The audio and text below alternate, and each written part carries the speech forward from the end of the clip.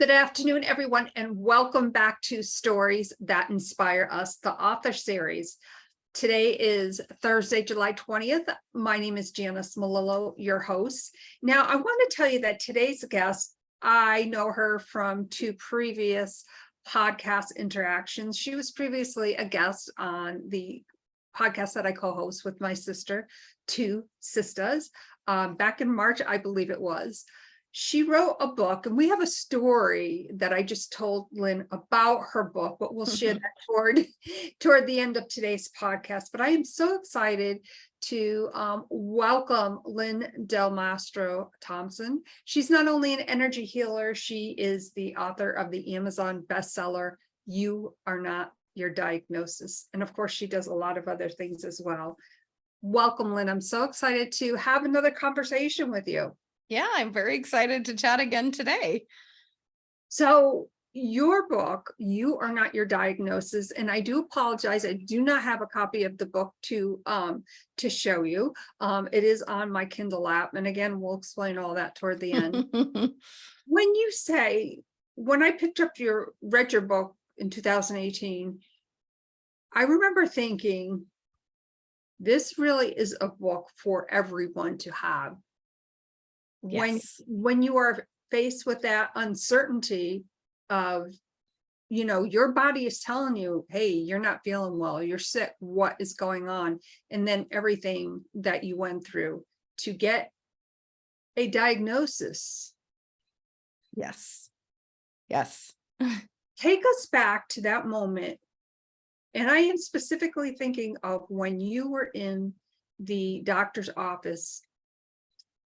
You're wearing the scrubs that they give you, and you're waiting for the doctor to come back in to tell you your results. Yeah. So I was actually in a hospital bed and, as you said, in kind of the hospital gown. I had been in and out of two different hospitals in a course of a couple of weeks, lots of tests. So this was kind of the build up to that moment that, many people may be familiar with, of lots of poking and prodding, and then you're kind of waiting to know the answer. And I remember, sitting there in that hospital room. My parents are both there with me. The doctor comes in, you kind of know that it's going to be that moment. And he sits down and he looks me in the eye and he said, "Lynn, you have chronic myelogenous leukemia."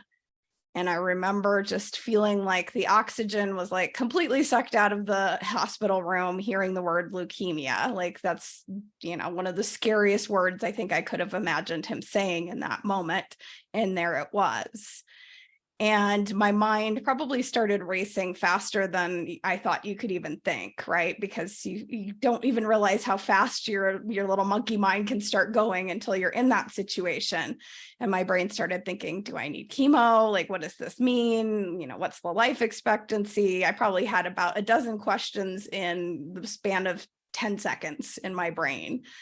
And of course, he starts explaining, he starts saying, the good news is, you're not going to need traditional chemotherapy. We're going to use the medication. So it was like one sigh of relief, because that was a fear of mine to have to go through that process, and then he kind of kept explaining and explaining, but it was terrifying. I mean, I remember my mom was sitting there, she was crying, I was really scared. My mind actually jumped to, and that before he even said, you don't need chemo, I was thinking, if I need chemo, I don't know if I really want to do this. I don't know if I really want to go through this whole miserable experience, so it was a lot to take in. Oh my gosh, certainly a lot to take in. And of course, being an impressionable teenager at that time. Yeah, I was actually 25, so not a teenager. Sorry, right. Yeah. You were in college, that's right. Yeah, I was in graduate school, so I was 25. Yeah. But getting that diagnosis at that time when really your life is picking up. Right. And you're not, as you mentioned, you had lots of questions, being terrified. I don't even know if that may be the correct word. I would say it was an overwhelming cyclops of being terrified. I don't even know because I feel like I'm with you in that moment, because I read your book twice. And what stood out to me was the support that you had. You mentioned your mom and dad being there for you. Yes, yes. And, my mom was with me kind of from the beginning of when this journey started several weeks prior. My dad flew in. I was in San Francisco, which wasn't even where I was living at the time, So when all this is happening, they're both there. My mom pretty much like camped out in the hospital room, sleeping in the hospital room with me. My dad had a hotel close by. I was grateful, obviously, to have support going through this, because I can't even imagine like hearing that news and sitting in a room by yourself with like nobody there. Right. So now you have a diagnosis. Yes. When you were discharged from the hospital, what, to the extent when they say give you your discharge instructions and the different follow-up, did you feel more at ease, or did you feel more panicked? Like, okay, now I'm grateful that I have this diagnosis, whatever it is, this is what it is, leukemia. There's some things I don't have to go through, but there are a lot of things I do have to go through. So what was that like? I think it was kind of a mixed thing. I mean, I think, obviously I was more at ease than the worst case scenario my mind went to, but it was still like, I remember going home and just being kind of like feeling like my life had just blown up. And then I'm like, now what am I supposed to do? Like, how am I just supposed to get back to quote living, my normal life, my day-to-day? What am I supposed to do now that everything has just changed in these few weeks? Wow. So you get back into a routine. Yes. You were working at the time. I was in grad school. Yeah. So I was, I was still trying to study. I don't think I was a teaching assistant anymore at that particular moment of time. So I wasn't at least trying to do that side of kind of the experience of teaching students, grading papers. But, I was trying to proceed, I think, towards writing my dissertation was where I was at in that process. And Wow. feeling completely like not really that inspired anymore to proceed with that path, because it was like, I don't know, is this really, I started to question a lot of things, I could say, at that time. And I think that's very normal to do that. I think back to my son's injury, which I often reflect upon in different conversations. And actually today is the 2-year anniversary that I got the notification at 2 a.m. that, and I had to get to Philly right away. Wow. And yeah, 2 years has gone by, it's so quickly. And again, I am blessed and grateful. My son is doing very, very well. Want to make sure I let people know that. Good. Yeah. But when you are going through something so dramatic, so personal, I think a lot of times you don't feel like you are in control, because I know I certainly The whole diagnostic process, I certainly did not feel like I was in control.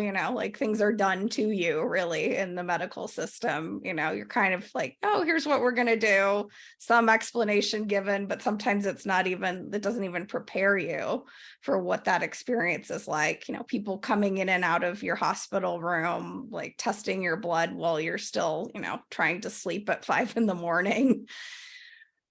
Right. It's rough. It certainly is. So now you're trying to live with it and kind of bring us forward on how you went about going forward with it, but also more importantly too, trying to live your life as normally as you could. Yeah. So, kind of after the first few weeks of, I think, probably wandering around in a bit of a state of shock, like, what am I supposed to do here? I just got this news. I kind of tried to get back into the routine of school. I started to reevaluate, like I was alluding to, like I really actually haven't been happy for the whole 3 years that I've been in this program. Like maybe this is actually part of the problem, like why I don't believe that oftentimes we just get sick for no reason. I think there's usually a backstory, so to speak. And I think for me, part of that was like telling myself I should be miserable because it was grad school and that was what I believe grad school should be. Looking back, I kind of go, that doesn't really make sense to my brain now, but it did then. The routine became doctor's appointments, lab tests, taking medications. The medication that they put me on, the one that was kind of like chemo in a pill, so to speak, was awful for me. It made me nauseous all the time. Like I tried to time it around meals a certain way so that it didn't do that. It was kind of like, sometimes that worked, sometimes it didn't. Mm-hmm. Nobody really had any suggestions, when I would bring that up at the doctor or, tell one of the nurses when they were checking on me. It was like, it's always making me nauseous. I'm constantly like throwing up my dinner. Oh, well, try taking it at this time. That doesn't work. Try drinking ginger ale. I'm like, great, that's all your solution for my problem. So as time goes by, I start to question what's going on because I start to go to these follow-up appointments and the doctor keeps running these labs and he keeps saying, it's good news. The medication looks like it's working. And then I start looking at my own body and I'm like, this doesn't feel like it's working because I started to lose weight. And, first I lost like weight that probably was a little bit excess. And that was actually kind of a good thing. And then it got to the point where my body started just wasting and it was scary. And I'm like, this makes no sense to me. How you say the medication is working and I can look at my body and I'm like, I don't look healthy, like, when you look in the mirror and you don't look well. That was where I was at. And when I would bring that up in my doctor's follow-up appointments, he would just dismiss me. He would say, how are you feeling? My answer was pretty much always the same. I don't really feel well. I'm worried about why I'm losing weight. I don't think I look good. And he would just say to me, like in the most awful gaslighting way, you look great. I'm like, huh? How can you tell somebody that's worried about, what's happening to them that they look great? That's not a compliment at that point. That is like, you do not hear me. You do not see me. And you know what? You used the word gaslighting, and I think that's absolutely correct. It feels like it was a gaslighting plug and play. Yes. Well, my patient says that they, don't feel good, but I think they look good. Or does she really look good? And was he paying attention? Well, he was hearing you, but he was not listening. Right. He was not listening. So before you had said there's always a backstory. Well, your story has, in my opinion, a lot of backstories. Yes. And I think this is where your story gets very interesting. Yes. Yeah. So kind of looking, back, I'm assuming you want me to kind of go in that direction here for a second and share that backstory. I went to grad school right out of college. I thought that I wanted to be a professor of history. And then kind of looking back retrospectively at it, I realized what I was terrified to go out and get a job. Like to me, that represented becoming an adult. Becoming a student in my mind was like somehow postponing the inevitable of like being an adult. Some people would not see it that way, obviously. Some people would be like, I would not want to go to school for that many years. For me, it felt safe. I got into this program and immediately I felt like I was dropped off on the wrong planet. Like when I went from my undergrad experience where I loved what I was doing, like I was happy. I had a professor that I worked with that I adored. And then I get to this program and, we're like reading these like 600-page books for each class every week. I'm like, how can you read 3 of those every week? You can't. You learn how to just like try to skim for what's important. Everybody's like arguing about these books in class, like in this very excited way of like, no, I think this person was right about the origin of how the French Revolution started. And I'm like, what? Why is this exciting to you? Like, I just want to go be in an archive somewhere and like start digging around and doing my own research. But that wasn't what you do in grad school. So I'm miserable for these 3 years. And then I keep telling myself, this is normal. Grad school's supposed to be hard. All of these like crazy beliefs that somehow I had developed, I'm not supposed to be happy. If other people are happy, well, I don't know, there's just something wrong with me, but I should just keep going. And my body started to talk to me in those 3 years. Like I started to develop some other minor symptoms. Nothing I would say was related to this scary diagnosis I was given. But, I had migraine headaches when I was a teenager. They kind of went away when I was in college. They came back when I was in grad school. I started developing anxiety to the point, maybe even panic attacks. And I just kept writing all these things off. I'm like, again, it's because I'm stressed and I'm in grad school and, I should be this way. So finally, I view what happened to me in 2004 as I call it the cosmic 2x4, like the universe and my body and everything was like, wake up. You're ignoring that this is making you unhappy. And do you really want to live a life where you're unhappy and miserable for how long? Forever? Or do you want to admit to yourself, like, maybe I didn't make the choice of the path that's right for me, and that's okay. Like now I look back on it with no judgment, like that's the way I went. But at the time it was scary to admit to myself and to admit I didn't know what I wanted to do with my life. I think that's a big thing for, a lot of people in, their teens and 20s is like, I don't know what I'm supposed to do with my life.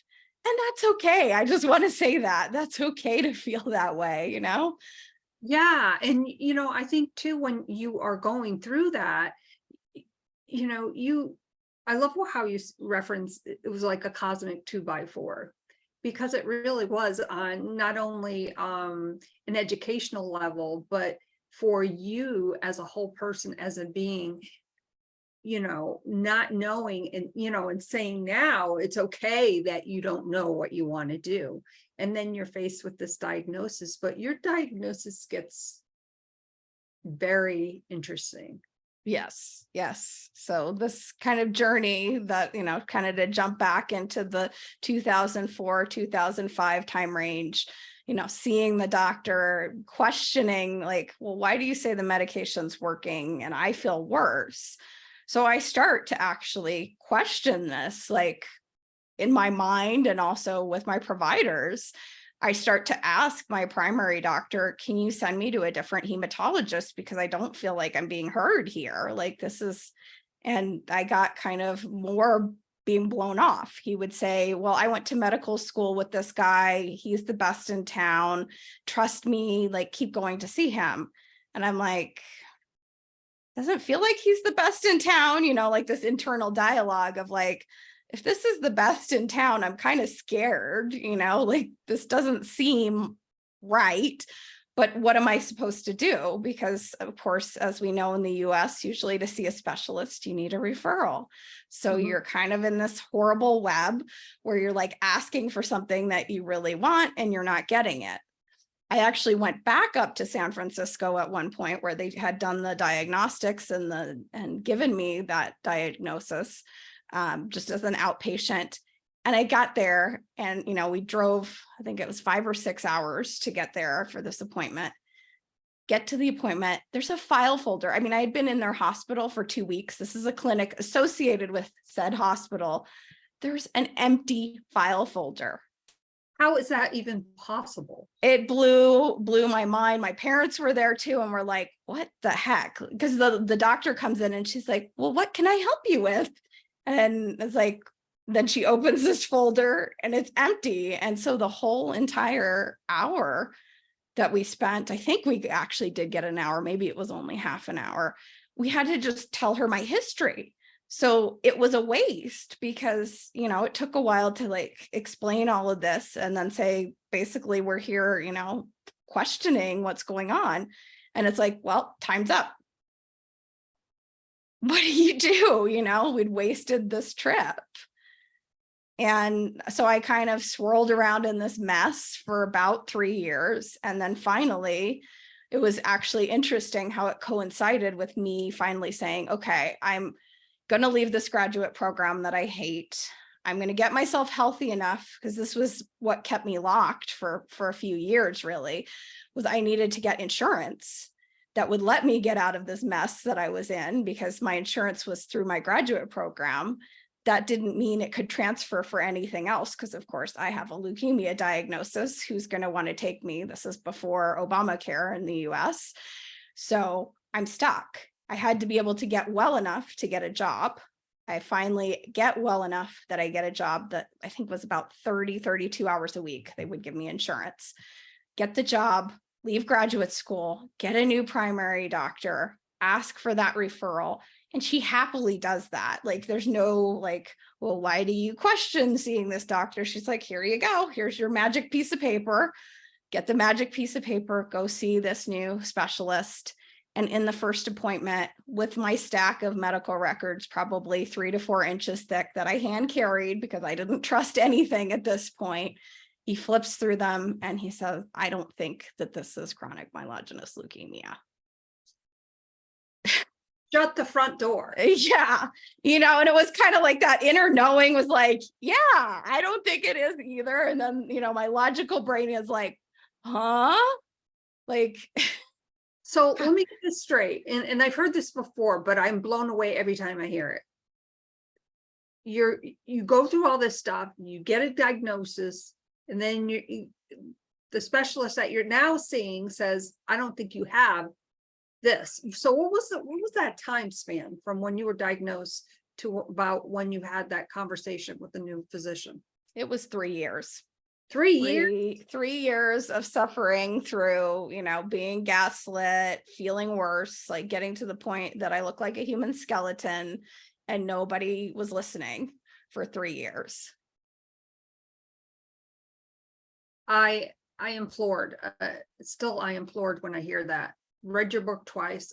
I know about your story. You were on the TwoSistas podcast, and it's still mind-boggling to me. It truly is. I mean, and the sad thing is, if you start looking up statistics of misdiagnosis, like, it's actually way more common than people would think. There's a huge number of people, not maybe to the level of scariness that this situation was, but there's millions of people every year that are medically misdiagnosed. What would you say to someone who's listening to this right now, or may be viewing it or listening to it later, and maybe they're going through a similar kind of diagnosis thing,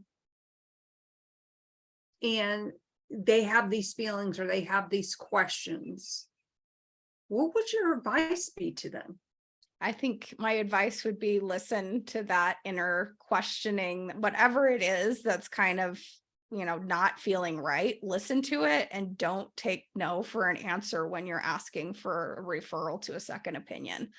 If I could kind of jump back at any moment in my own story and do something drastically different, I think that would be one thing that I would have done, like knowing what I know now and being the person that I am now. Like, being in my mid-20s, it felt scary to stand up to a doctor. And now I'm just like, you will do what I say, or, like, there's going to be consequences. I'm going to raise hell, and you're going to eventually give me, because you're entitled to that. Like, as a patient, I think that's important for people to really know and remember, is you do have the right to a second opinion, maybe even a third opinion, if you really feel like that's necessary.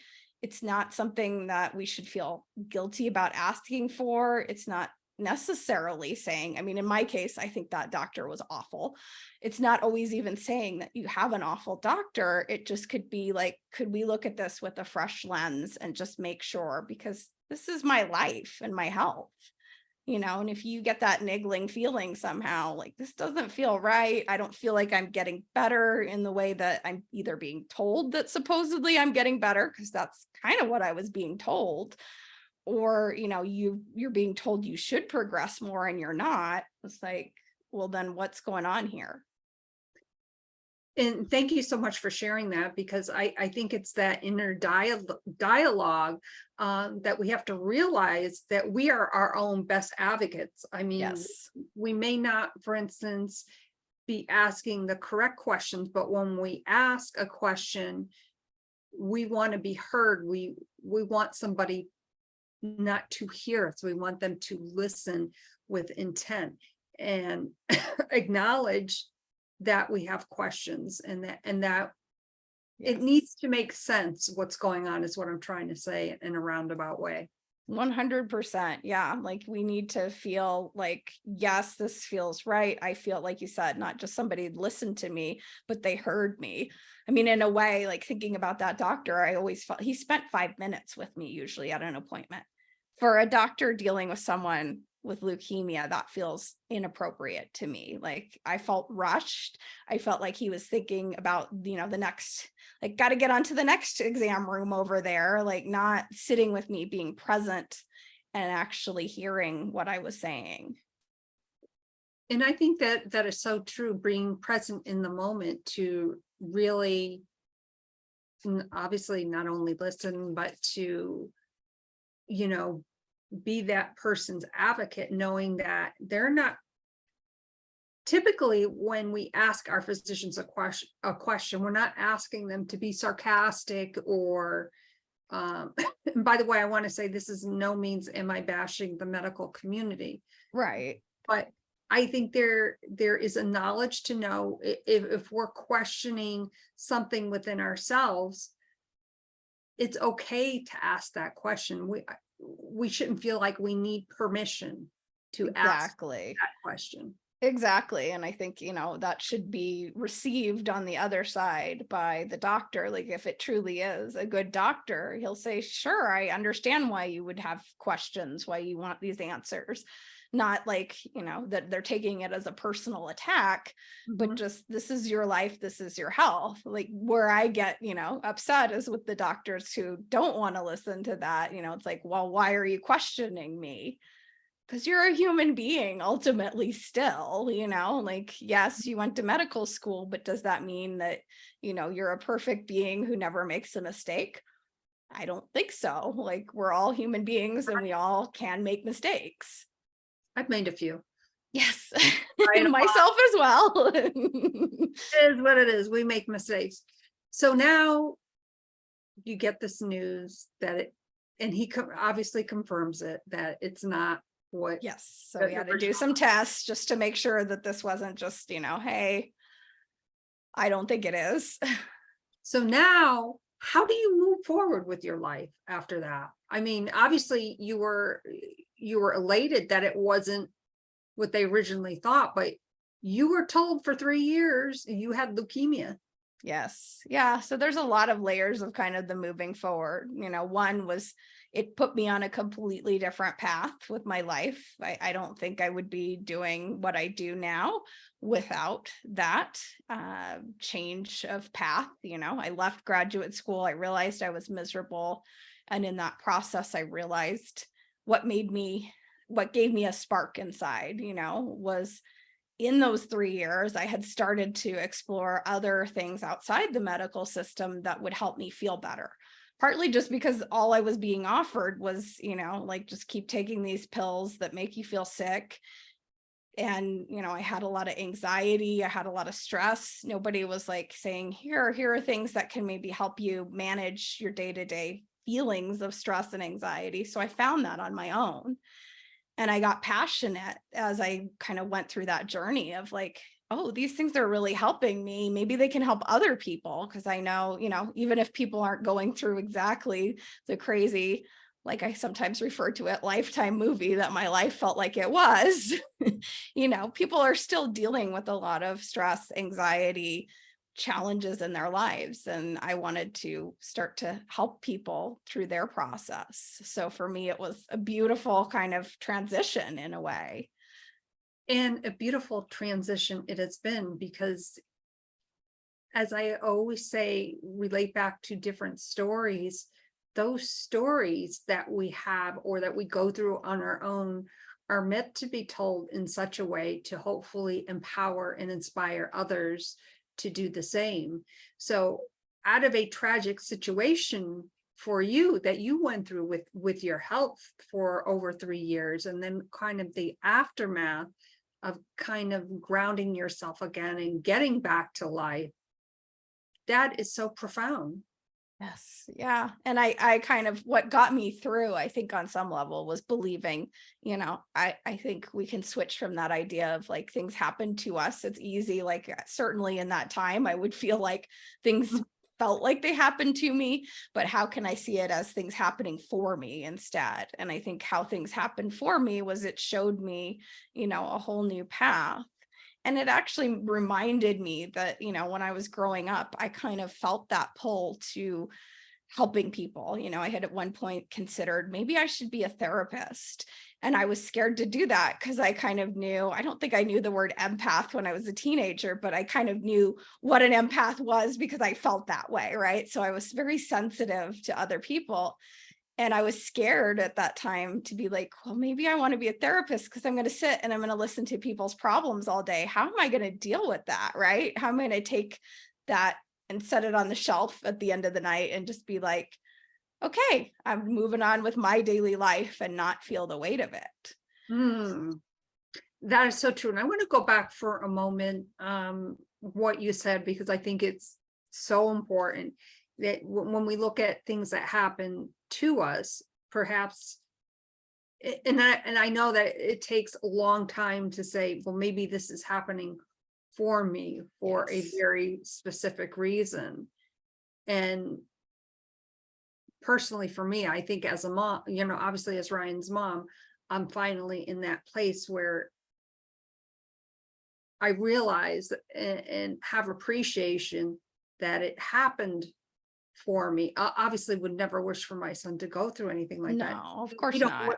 We don't wish that on anyone. No, and I never wish I would have gone through this. I wish I would have come to the realization in a different way, right? Right. But to have that appreciation, to get to that point where you have that appreciation for what you've been through, to know that you changed your life and you can help others do the same. What do you think is the most rewarding thing about working with your clients that come to you? I think just seeing how their lives can transform in ways that, blow their minds. They sometimes blow my mind. I've had people go back to their doctor and it blows the doctor's mind. Like it's so cool to see, we have this old kind of belief system of what's possible, right? Like you have this diagnosis, nothing can, fully heal, whatever that we're told. And I see things all the time where it's like, from one lens that shouldn't be possible, and people are able to heal, they're able to get off or reduce medications. And just seeing, your health impacts so many areas of your life. If you own a business, it impacts your business or your work life, it impacts your family. If you have kids, like it's your health really is like the foundation in a way of your life. And if you're shaky, you have a shaky foundation or a crumbling foundation, everything else is crumbling too. Right, because those cracks and crevices open up and they expose a lot of different things that could have been, in most cases, prevented. Yes.